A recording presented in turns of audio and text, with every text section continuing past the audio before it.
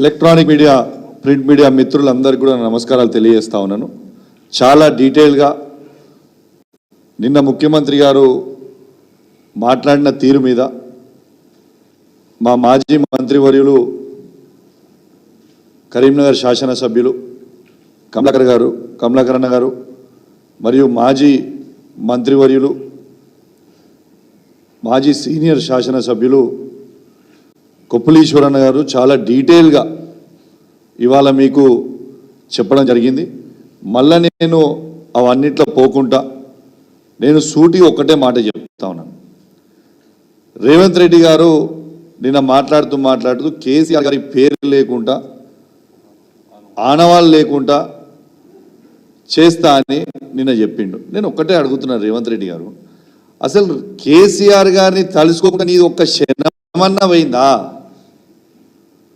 నీ ఏ మీటింగ్ పోయినా ఈ సంవత్సరం 11-12 నెలల్లో కేసీఆర్ గారు, కేటీఆర్ గారు, హరీష్ రావు గారు ఈ 3 పేర్లు తలుచుకోకుండా నీ ఒక్క మీటింగ్ అన్నా నువ్వు చేసినావా? నీకు దమ్ము ఉంటే చూపిస్తావా? ఒక్క మీటింగ్, నీ రివ్యూ మీటింగ్ కావచ్చు, నీ పబ్లిక్ మీటింగ్ కావచ్చు, ఈ 3 పేర్లు తలుచుకోకుండా చూపిస్తావా? ఒక్క మీటింగ్లో చేసిందన్న నువ్వు. ఇలా కేసీఆర్ గారు చేసిన పోరాటం చేసిన 14 సంవత్సరాలు పోరాటం చేసి తెలంగాణ తెచ్చిన చరిత్ర జనం మర్చిపోతారా? నువ్వు రోజు కూర్చుంటున్న సెక్రటేరియట్ కట్టించిన సెక్రటేరియట్ కేసీఆర్ గారు కట్టించింది కాదా? నువ్వు ఇల్లీగల్గా పిలిచి రోజు సెటిల్మెంట్లు చేస్తున్న police command control room KCR గారు కట్టించింది కాదా? నువ్వు నీ బర్త్డే రోజు కూడా పోయి యాదగిరిగుట్ట టెంపుల్లో దండం పెట్టుకుంది కేసీఆర్ గారు కట్టించింది కాదా? ఇలా రైతులకి ప్రతి 1 కోటి ఎకరాలకి నీళ్ళు ఇచ్చిన కాళేశ్వరం ప్రాజెక్ట్ కేసీఆర్ గారు కట్టించింది కాదా? ఈ 10 జిల్లాలున్న తెలంగాణని 33 జిల్లాలు చేసింది కేసీఆర్ గారు కాదా? ఇలా ప్రతి జిల్లాలో అద్భుతమైన కలెక్టరేట్లు కట్టించింది కేసీఆర్ గారు కాదా? ఇలా రైతు బంధు ఇచ్చింది కేసీఆర్ గారు కాదా? ఇలా 24 గంటల ఫ్రీ కరెంట్ ఇచ్చింది కేసీఆర్ గారు కాదా? ఇలా దురదృష్టవశాత్తు ఎవరైనా రైతు చనిపోతే రైతు బీమా ఇచ్చింది కేసీఆర్ గారు కాదా? ఇలా తాతలకి అవ్వలకి 2000 రూపాయల పెన్షన్ ఇచ్చింది కేసీఆర్ గారు కాదా? ఇలా ఆడబిడ్డలకి పెళ్లి చేస్తే మేనమామలాగా 1,116 రూపాయలు కళ్యాణ లక్ష్మి ఇచ్చింది కేసీఆర్ గారు కాదా? మళ్ళా వాళ్ళు గర్భిణీ శ్రీ అయి హాస్పిటల్కి వస్తే ఫ్రీగా డెలివరీ చేసి కేసీఆర్ కిట్ ఇచ్చి మగబిడ్డ పుడితే 12,000, ఆడబిడ్డ పుడితే 13,000 ఇచ్చింది కేసీఆర్ గారు కాదా? తాతలకు అవ్వలకి కంటి వెలుగు ప్రోగ్రాం పెట్టి ఫ్రీగా అద్దాలు ఇచ్చి కంటి ఆపరేషన్లు చేయించింది కేసీఆర్ గారు కాదా? మిషన్ కాకతీయ చెరువులు కట్టించింది కేసీఆర్ గారు కాదా?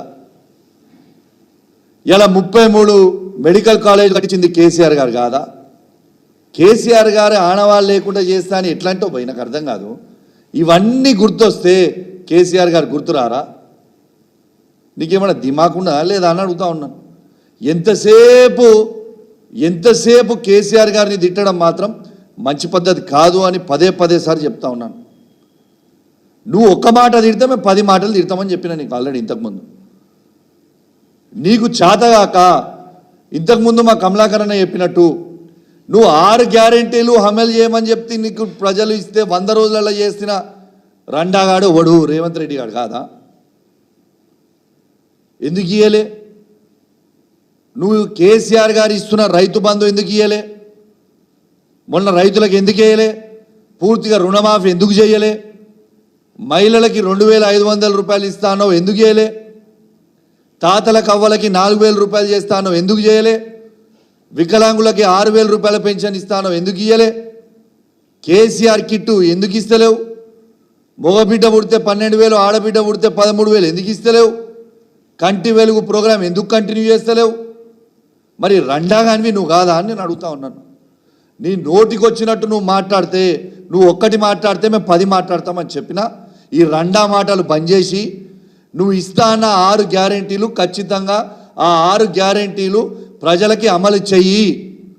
మేము ప్రశ్నిస్తే మేము కొడతాం, గుద్దుతాం, పేగులు మెడలు వేసుకుంటాం, లాగులలో తొండలు ఇడుస్తాం, గివి మాటలు తప్పితే నువ్వు చేసింది ఏంటిది? ఇలా ఊర్లకి ప్రజాపాలన అని రోజు పొద్దున వ్యానులు తిప్పుతా ఉన్నాం సెలబ్రేషన్లని. అసలు ఒక్క నిమిషం అన్నా ఏ ఊర్లన్నా వాళ్ళు ఉంటుర్రా పాటలు పాడుకుంటా? ఒకసారి క్రాస్ చెక్ చేసుకో. ఏ గ్రామ పంచాయతీలా ప్రజలు తిరగబడి అసలు మీరు ఏం చేసిర్రా అని అడుగుతుంటే ఆ పాటలు పాడేటోడు ఒక్క నిమిషం కూడా ఉంటలేడు ఏ ఊర్లల్లో. ఏం సెలబ్రేషన్లే?